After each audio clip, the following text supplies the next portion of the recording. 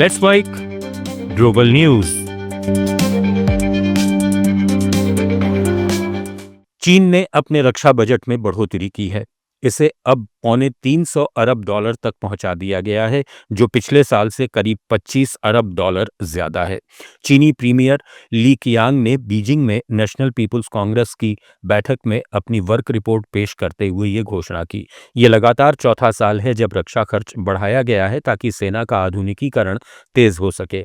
इसमें विमान वाहक पोत, स्टेल्थ फाइटर जेट और नौसेना की ताकत शामिल है।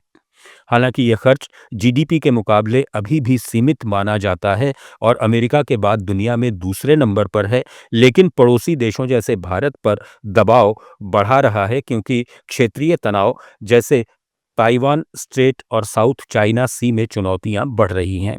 आर्थिक मोर्चे पर चीन ने इस साल जीडीपी ग्रोथ टारगेट 4.5 से 5% कर दिया है, जो हाल के वर्षों में सबसे कम है क्योंकि रियल एस्टेट संकट, बेरोजगारी और अमेरिका के साथ ट्रेड टेंशन जैसे मुद्दे घरेलू अर्थव्यवस्था पर असर डाल रहे हैं।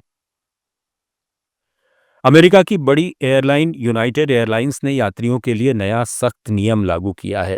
अब अगर कोई यात्री फ्लाइट में अपने मोबाइल, टैबलेट या किसी भी डिवाइस पर वीडियो देखता है या ऑडियो सुनता है और हेडफोन का इस्तेमाल नहीं करता, तो एयरलाइन उसे फ्लाइट से उतार सकती है, आगे की यात्रा से मना कर सकती है और यहाँ तक कि स्थायी रूप से बैन भी कर सकती है। ये बदलाव 27 फरवरी को एयरलाइन की कॉन्ट्रैक्ट ऑफ कैरेज में जोड़ा गया है। कंपनी का कहना है कि ये फैसला यात्रियों की शांति और सुविधा को ध्यान में रखकर किया गया है क्योंकि फ्लाइट में अब हाई स्पीड इंटरनेट आने से लोग ज़्यादा वीडियो ऑडियो कंटेंट देखने लगे हैं। नए नियम के मुताबिक ऑडियो या वीडियो कंटेंट सुनते समय हेडफोन या ईयरबड्स का इस्तेमाल अनिवार्य होगा। नियम का उल्लंघन करने पर एयरलाइन सख्त कार्रवाई कर सकती है। हालांकि कुछ मामलों में फ्लाइट से उतारे गए यात्री को रिफंड मिल सकता है, लेकिन अगर किसी यात्री को बैन कर दिया गया तो भविष्य में यूनाइटेड एयरलाइंस की किसी भी फ्लाइट में यात्रा करना मुश्किल हो जाएगा। ईरान, अमेरिका और इजराइल के बीच जारी जंग के बीच यूक्रेन के राष्ट्रपति वोलोदिमीर जेलेंस्की ने रूस पर बड़ा तंज कसा है। जेलेंस्की ने कहा कि रूस खुद ही यूक्रेन युद्ध में बुरी तरह उलझा हुआ है, ऐसे में वो ईरान की खुलकर मदद करने की स्थिति में नहीं है। एक इंटरव्यू में जेलेंस्की ने कहा कि रूस की ज्यादातर सैन्य ताकत यूक्रेन के खिलाफ युद्ध में लगी हुई है और भारी नुकसान झेल रही है। उनके मुताबिक रूस की सेना 4 साल से जारी युद्ध में थक चुकी है, इसलिए वो ईरान का खुला सहयोगी बनकर सामने नहीं आ पा रहा। हालांकि जेलेंस्की ने यह भी आरोप लगाया कि रूस गुप्त रूप से ईरान को हथियार और तकनीकी सहायता दे रहा है। उन्होंने दावा किया कि ईरानी शाहिद ड्रोन के मलबे में रूसी इलेक्ट्रॉनिक उपकरणों के सबूत मिले हैं और रूस ईरान को एयर डिफेंस सिस्टम भी दे सकता है। जेलेंस्की ने चेतावनी दी कि अगर मिडिल ईस्ट का युद्ध लंबा खिंचता है तो इसका असर यूक्रेन युद्ध पर भी पड़ेगा और वैश्विक तेल ऊर्जा बाजार में बड़ी उथल-पुथल देखने को मिल सकती है।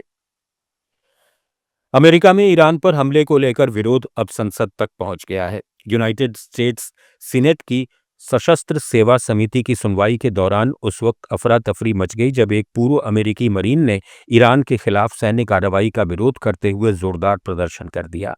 प्रदर्शनकारी की पहचान ब्रायन मैकगिनेस के रूप में हुई है, जो साल 2000 से 2004 तक यूएस मरीन कॉर्प्स में सार्जेंट रह चुके हैं। जब कैपिटल पुलिस उन्हें सुनवाई कक्ष से बाहर निकालने लगी तो उन्होंने दरवाजे के फ्रेम को पकड़ लिया। इसी दौरान धक्का मुक्की में उनका हाथ दरवाजे में फंस गया और टूट गया। वायरल वीडियो में अमेरिकी सांसद टिम शीही भी पुलिस के साथ उन्हें हटाने में मदद करते दिखाई दे रहे हैं। कमरे में मौजूद लोग चिल्लाते सुनाई देते हैं। इस घटना का वीडियो अब सोशल मीडिया पर तेजी से वायरल हो रहा है और अमेरिका में ईरान नीति और युद्ध को लेकर नई बहस छिड़ गई है। मिडिल ईस्ट में जारी तनाव के बीच तुर्की के रक्षा मंत्रालय ने दावा किया कि नाटो की रक्षा प्रणालियों ने ईरान से दागी गई एक बैलिस्टिक मिसाइल को पूर्वी भूमध्य सागर के ऊपर नष्ट कर दिया।